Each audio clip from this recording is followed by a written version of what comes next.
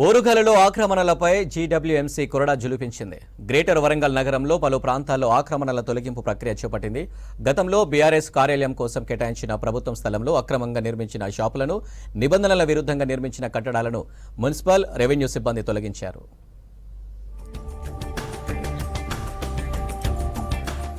వరంగల్ మహానగరంలో ఆక్రమణలు, నిబంధనలకు విరుద్ధంగా చేసిన నిర్మాణాలపై అధికారులు ప్రత్యేక దృష్టి పెట్టారు. ఇప్పటి వరకు రాజకీయ ఒత్తిళ్లతో చూసి చూడనట్లు వ్యవహరించిన అధికారులు రాష్ట్రంలో కాంగ్రెస్ ప్రభుత్వం రావడంతో అక్రమాలపై కొరడా ఝులిపిస్తున్నారు.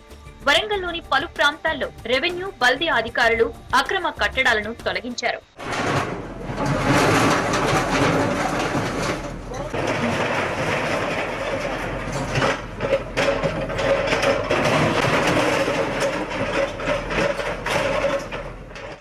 నగరంలోని నాయుడి పెట్రోల్ బంక్ సమీపంలోని కిలా వరంగల్ మండల రెవెన్యూ పరిధి 140 సర్వే నంబర్ పుల్లయ్య కుంటలో ప్రభుత్వ భూమిని ఆక్రమించి ఏసీ షెడ్, గోడలను నిర్మించారు.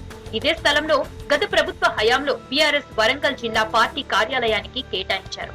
10 నెలల కిందట భవన నిర్మాణానికి అప్పటి మంత్రి, బీఆర్ఎస్ వర్కింగ్ ప్రెసిడెంట్ కేటీఆర్ భూమి పూజ చేశారు. కానీ అక్కడ ఆఫీస్ నిర్మాణం కాకుండా షాపులు పెట్టుకునేలా షెడ్స్, గోడలను నిర్మించారు. దీనిపై ఫిర్యాదులు రావడంతో రెవెన్యూ, జీడబ్ల్యూఎంసీ అధికారులు చర్యలు చేపట్టారు.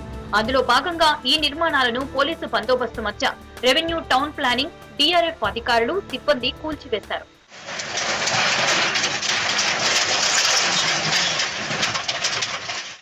అదేవిధంగా గ్రేటర్ వరంగల్లోని 11వ డివిజన్ ములుగు రోడ్ కాపువాడలో సెల్ 4+ అనుమతులు పొంది నిబంధనలకు విరుద్ధంగా పెంట్ హౌస్, సెల్ట్ లో ఆక్రమణలు చేసి నిర్మించడం పైన అధికారులకు ఫిర్యాదు వచ్చింది. దీంతో ఆ కట్టడాన్ని బల్దియా, టౌన్ ప్లానింగ్, డీఆర్ఎఫ్ సిబ్బంది సంయుక్తంగా కూల్చివేశారు.